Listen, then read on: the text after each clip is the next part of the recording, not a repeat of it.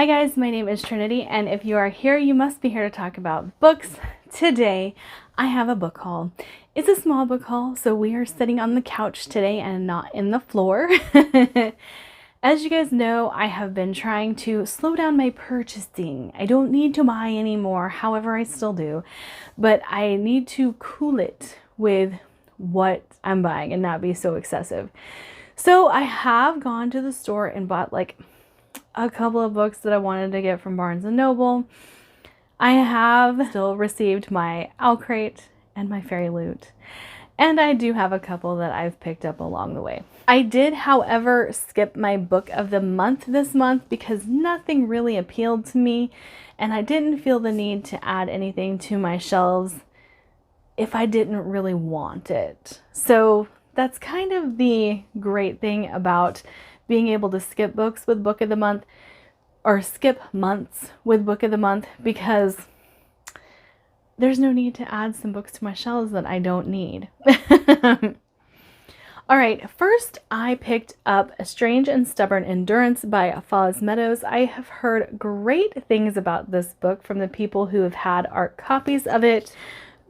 Byzantine politicates lush sexual energy and a queer love story that is by turns sweet and sultry. A Strange and Stubborn Endurance is an exploration of gender identity and self-worth.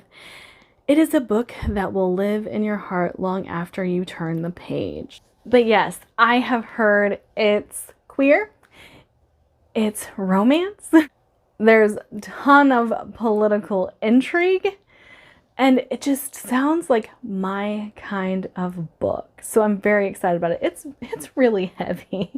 That makes me wonder how many pages it is, because it's really, really heavy. Oh, it's less than 600, so it's not that bad. And then, you know, add to that like a murder mystery plot. So fantasy, queer, murder mystery, political intrigue, all kinds of stuff wrapped up in one book. And I'm really hoping that I love it. Next, we have a follow-up to a book that I really loved. And Jordan, this is for you. Bladebreaker. So I was supposed to be buddy reading this with my friend Jordan from It's a Hardback Life. And he ended up getting caught up in something else and not being able to actually buddy read it with me, but he did end up reading it recently and liked it. And so he said that he was going to pick up Bladebreaker, which he did, and so did I, so that we can actually buddy read this together. This is young adult, it's fantasy, there's a lot of political intrigue, there's a lot of battles, there's like demon-esque type creatures and immortals that are fighting, and realms being broken open, and it's kind of a lot. But it's also really good. And I like Victoria Aveyard's writing, so I'm very excited to get to the second book in this series. The girls were out shopping, my nieces and I, and we went to Goodwill because they heard that you could get these leggings that they wanted there. And of course, I went to look at books, and I came across none other than a hardback cover of Grave Mercy. Haven't read this, but if you are an Enemies to Lovers fan, you will know this is one of the epitome Enemies to Lovers books series that's out there. So I went ahead and picked it up. I will probably read it. I don't know how quickly I'll read it, but having an Enemies to Lovers on hand, it's never a bad thing. Not in my book. Not in my book. All right, from Owl Crate, I have Violet Made of Thorns by Gina Chen. So I saw this on NetGalley when it first released onto there and loved the cover. I love this cover. It's so beautiful. This is a different cover though than what I saw, but I still love this cover. Kings and Curses, Girls and Gods. These are the making of tales. There was always a price for defying destiny. So we have a girl who is a prophet, but also a liar. She gives prophecies in order to give her prestige within this kingdom. But some of the prophecies are bought, and now she is going to have to face the prince with her untrue prophecies, and I think we're gonna have another enemies to lovers thing on our hand, and I'm okay with that. Always okay with that. But very much looking forward to this. I've heard there's a lot of political intrigue going on, and then quite a bit of magic, so that excites me. So I did drop by the buy sell trade once, and I found this, the Oversight by Charlie Fletcher. It's by Orbit. That might be half the reason I picked it up. But it said, only 5 still guard the borders between the worlds. Once the Oversight, the secret society that polices the lines between the mundane and the magic, counted hundreds of brave souls among its members. Now their number can be tallied on a single hand. As the borders between natural and supernatural begin to break down, brutal murders erupt across London, and the Fellowship's enemies draw ever closer. Will a screaming girl brought to the Oversight's headquarters be the instrument of their final downfall, or their last best hope for a defense? A tale of witch hunters, magicians, unlikely heroes, and the secret hidden in the shadows. Yeah. So it definitely sounded up my alley. As you guys know, I have kind of been collecting the Rivers of London books. This was one of them that I didn't have. So went ahead and picked it up. I believe this is the 3rd or 4th in the series.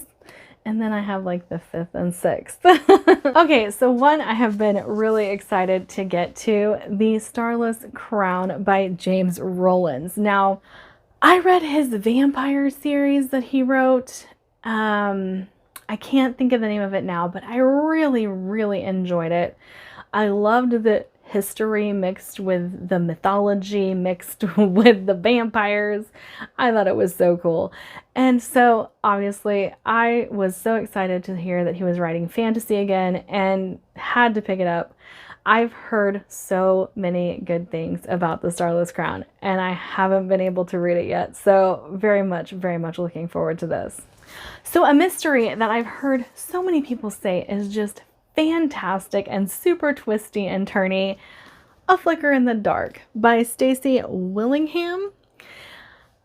Yeah, that's what I've heard though. That's it, is that it's twisty and turny and very easy to get into, to read, and just kind of takes you for a ride. So I'm looking forward to reading this one. Okay, this one was kind of a cover buy. Look at that cover. I really like it. Blake Charlton Spellbreaker. And then it says, a letter perfect story, an absorbing read and recommended by Robin Hobb. I don't know if that bodes well for me or not, because I really love Robin Hobb, but she is one that just kind of, I shouldn't like her, but I do.